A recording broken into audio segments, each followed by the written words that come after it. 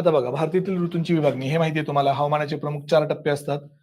आता आपल्याला जसं पुढे जाईल तसं वाऱ्याची स्थिती काय असती, सूर्याची स्थिती काय असती त्यावेळेस, अजून आपले दाबाचे जे पट्टे असतात ते कुठून कसे सरकतात, हे पुढे-पुढे जाईल तसं आपण ह्या ऋतूंनुसार वेगवेगळं पाहू.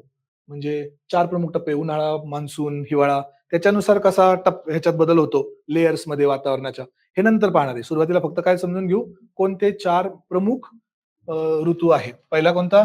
उन्हाळा. सर्वांच्या आवडतीचा. सुट्टीचा त्यामुळे इथून चालू करतोय. कधी असतो? मार्च आणि मे मध्ये. आता काय झालंय पण कधीही उकडायला लागलंय, कधीही गरमी वाढतीये. त्याच्यावर येऊ आपण नंतर. हवामान बदल म्हणजे काय आहे? हे पण माहिती असेल तुम्हाला. हवामान बदलामुळे जे न्यूजमध्ये आज चालू आहे. राजस्थानमध्ये नद्या वाहताना दिसतात रस्त्यावरून.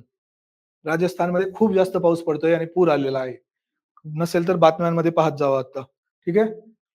कधी ऐकलं होतं का राजस्थानमध्ये पूर? तसंही झालेलं आहे. हे आहे क्लायमेट चेंज. ठीक आहे. उन्हाळा पाहतोय मार्च ते मे मध्ये उच्च तापमान असतं आणि एक लू प्रकारचं वादळ असतं. त्याला काय म्हणतात? धुळीचं वादळ. कुणी ऐकलंय? दिल्ली, पंजाब या भागात राजस्थानकडून जे वारे वाहतात, ते स्वतःबरोबर वाळू वगैरे वाहून नेतात. त्याला लू म्हणतात.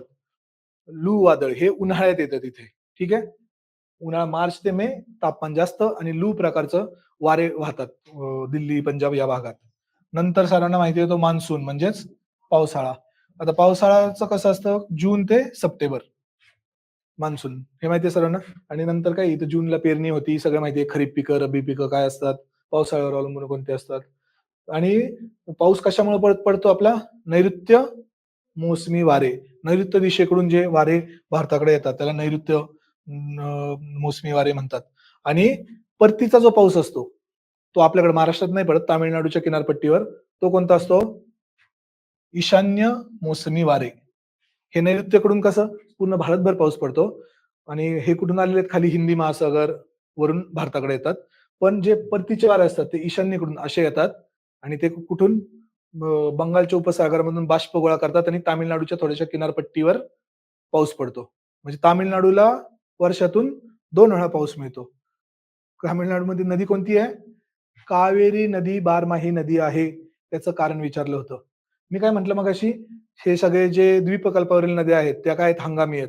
पण त्याला एक एक्सेप्शन आहे. ते म्हणजे कावेरी नदी. ती बारमाही नदी आहे कारण तिला 2 वेळा पाऊस मिळतो. एक तर नैऋत्य मोसमी वाऱ्यांपासून आणि नंतर परत येणाऱ्या ईशान्य मोसमी वाऱ्यापासून.